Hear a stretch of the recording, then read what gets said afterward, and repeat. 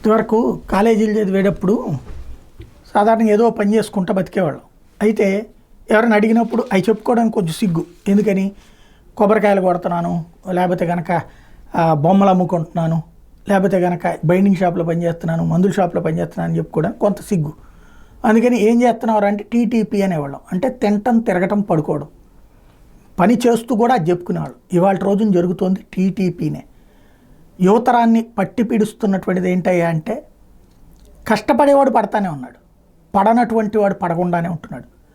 పని చెయ్యటం కంటే నాకు ఈ స్థాయి జీతం వస్తేనే నేను ఉద్యోగం చేస్తా, ఇలాంటి జాబ్ వస్తేనే నేను ఉద్యోగం చేస్తా, ఇలాంటి బ్రతుకైతేనే నేను బ్రతుకుతా, ఈ స్థాయి జీవితం అయితే నేను పెళ్లి చేసుకుంటా, ఇలాంటి మొగుడు వస్తేనే నేను కాపురం చేస్తా, లేకపోతే ఈ స్థాయి ఆస్తున్నోడైతేనే పెళ్లి చేసుకుంటా. ఇది ప్రస్తుతం యువతరానికి సంబంధించినటువంటి ఆలోచన.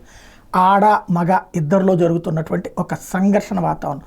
తమ తల్లి తండ్రి ఎంత కష్టపడ్డారు, వాళ్ళ బతుకులు ఒకప్పుడుతో పోల్చుకుంటే ఇప్పుడు ఏ విధంగా మెరుగుపడ్డాయి, వాళ్ళు తమ జీవితాల్ని వాళ్ళ బ్రతుకుల్లాగా కాకుండా ఎలా తీసుకొచ్చారు అన్నటువంటి ఆలోచన ఉండట్ల. ఎంతసేపటికి పక్కింటోడు అంటే మన తల్లిదండ్రుల కంటే ఎక్కువ సంపాదన పరులు కంపేర్ చేస్తున్నారు తప్పించి మన తల్లిదండ్రుల కంటే తక్కువ సంపాదన ఉన్న వాళ్ళతో కంపేర్ చేయట్లేదు. వాళ్ళతో పోల్చుకుంటే మన జీవితం బాగుందని మనకు అనుకోవట్లేదు, వాళ్ళతో పోల్చుకుంటే నా జీవితం తక్కువ ఉందని ఫీల్ అయ్యేటటువంటి దాంతో ఈ అసంతృప్తితో తల్లిదండ్రులను ఇబ్బంది పెడుతున్నాడు. బాధ్యతలు తీసుకోవడం కంటే కూడా హక్కుల కోసం పోరాటం, లేకపోతే కనుక ఈ స్థాయి వస్తేనే బ్రతుకుతామనేటటువంటి రూట్లోకి తయారవుతున్నారు.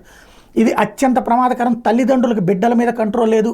దాన్ని ఏమంటారు, అతి ప్రేమ, లేదంటే కనుక అతి మొహమాటం.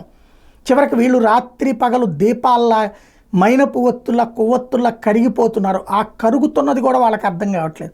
ఇది చాలా ప్రమాదకరం భవిష్యత్ తరాలకే.